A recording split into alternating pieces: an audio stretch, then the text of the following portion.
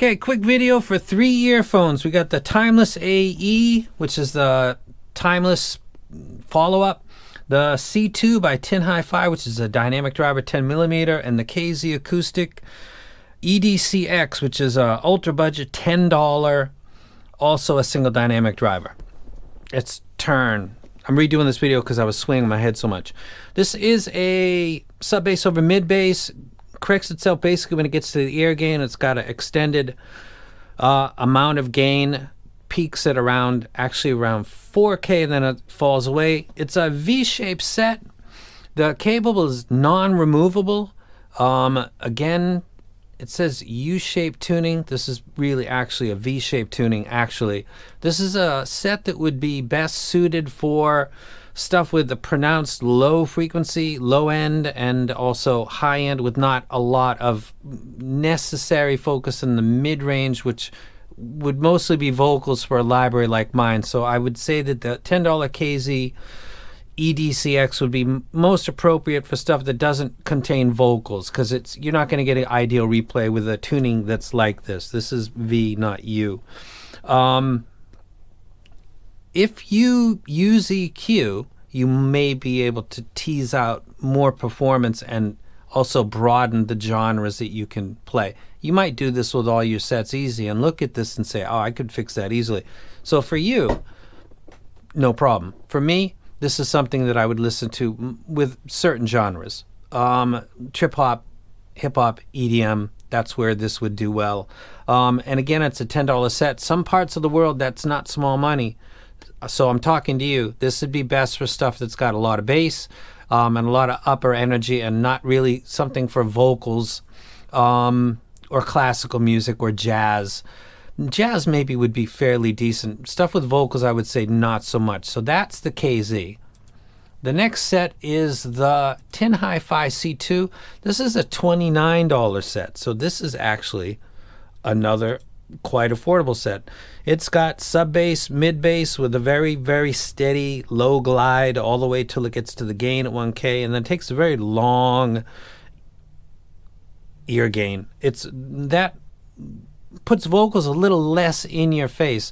The tuning of the C2 by Tinhifi is quite good. The fact that I'm not doing a hype video for a well-tuned $29 set is a testament to how crazy this hobby has gotten and how fast it's gotten there. There's so many options below $50 that are legit, really good stuff. You all know it's out there. This is another one to add to that. I'll put it in a group video. My one complaint, I got a couple actually. The cable on this is not good at all. Thankfully, you can remove it. It's got a sturdy build. It's got a graininess to it. Listening to my library. Listening to Fleetwood Mac, I won't scroll and make you dizzy going all the way over there. Listening to female vocals, Heart. Chris Cornell also exhibited the same thing. The Moondrop, the $80 one, ARE, I can't remember how that's pronounced. I thought that set had a kind of a graininess to the replay. If you didn't think so, then you don't need to pay attention anymore, but I thought it did. Tuning was very jack of all trades. It could do a lot of stuff. Wasn't a set that I was ever very fond of, but I could pick out one thing, and it had a kind of a grainy replay. Don't know what that's down to. This set exhibits the same thing. However, it's very well tuned, and it's $29, and it's a set that I'll put in a video for below 50. But it's got that grain to it, and I can't quite. Listening to Fleetwood Mac Rumors, The Chain, Gold Dust Woman, Never Going Back Again, Lindsey Buckingham male vocals did the same thing, so I'm not really sure what is, but that jumps out at me as something that other people might run into. The last set is going to be the 7Hz Timeless AE.